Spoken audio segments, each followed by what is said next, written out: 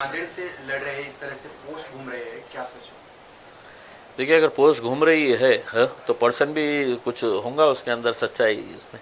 और पोस्ट घुमाने वाले जो है वो मेरे नांदेड़ के अहम जिम्मेदार जो है वो लोगों ने ये पोस्ट डाले हैं, क्योंकि उन्हीं की ख्वाहिश है कि नांदेड़ से इस बार लोकसभा का इलेक्शन हमने लड़ना चाहिए करके।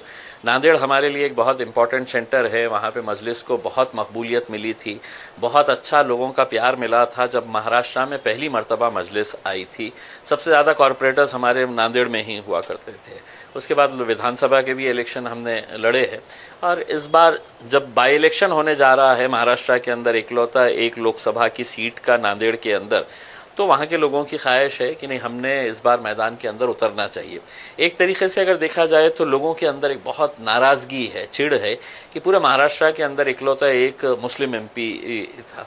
उसको हराने के लिए जिस तरीके से राजनीतिक साजिशें की गई है, पैसे का इस्तेमाल किया गया है, तो अब लोगों के अंदर उस चिढ़ को देखते हुए कहीं ना कहीं ऐसा लग रहा है कि नहीं, इम्तियाज़ अली ने इलेक्शन लड़ना चाहिए करके, तो हम उतरेंगे मैदान के अंदर, किस्मत आजमाएंगे। दो ही चीज़ हो सकती है, या तो आप हारते हैं या जीतते हैं, देखेंगे। ओवैसी साहब ने आप पर भरोसा रखकर आपके ऊपर ही सौंपा है कि आप कहाँ से लड़ेंगे, तो आपने वही माहौल क्यों चुनाया, वही विधानसभा का गढ़ क्यों चुना?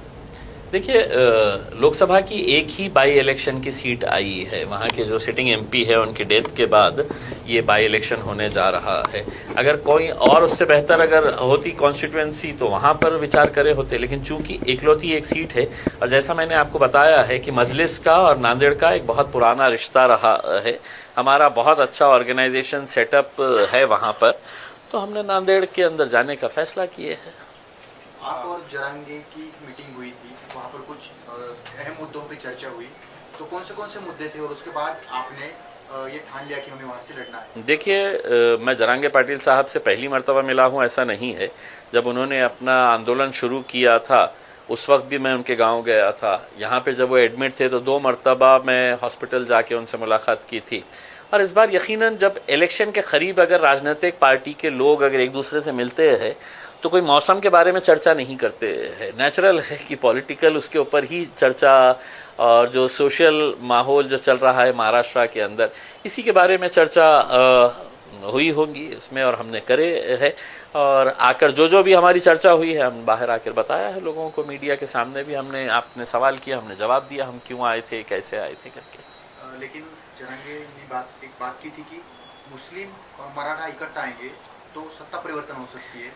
देखिए, जरांगे पाटिल साहब की एक बात मुझे पसंद आई थी, उन्होंने कभी भी मतलब ये नहीं कहा है कि किसी एक जात के ऊपर, उन्होंने कहा कि हम जात और धर्म के ऊपर उठकर हम सभी लोगों को समाविष्ट करना चाहते हैं जिन जिन लोगों के साथ नाइंसाफ़ी हुई है करके उसमें।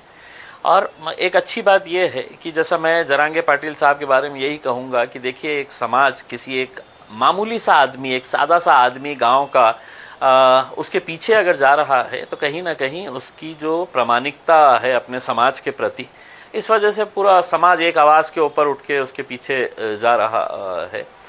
तो यकीनन अब हमारी भी सोच यही है कि जितने भी एस्टैब्लिश पॉलिटिकल पार्टीज और एस्टैब्लिश्ड नेता है महाराष्ट्र, लोग हैं तो उनका चेहरा भी नहीं देखना चाह रहे हैं उसमें।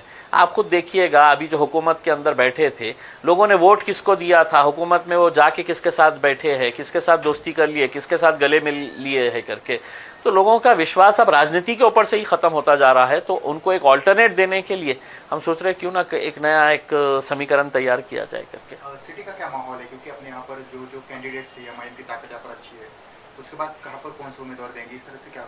चलिए, शुक्र है आपने माना तो सही है कि एमआईएम की ताकत यहाँ पर अच्छी है, अच्छी ही नहीं है बहुत अच्छी है यहाँ पे, और हम पूरी मजबूती के साथ लड़ेंगे जहाँ जहाँ पर भी लड़ना है।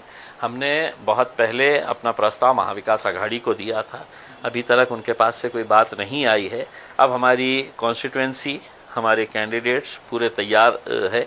अब हम इंतज़ार कर रहे हैं, या तो आप साफ तरीके से बोल दे हाँ या ना। हाँ बोले तो भी हमारी स्ट्रेटजी तैयार है, ना बोले तो भी हमारी, आप अपनी ताकत दिखाना, फिर हम हमारी ताकत दिखाएंगे। पूर्व मध्य से कुछ नाम सामने आ सकते हैं आपकी तरफ से? हाँ, पूर्व मध्य से आएंगे ना, बहुत सारे लोगों ने फॉर्म भरे हैं, बेहिसाब लोगों ने फॉर्म भरे हैं, उसमें से किसी एक का नंबर लगेगा उसमें।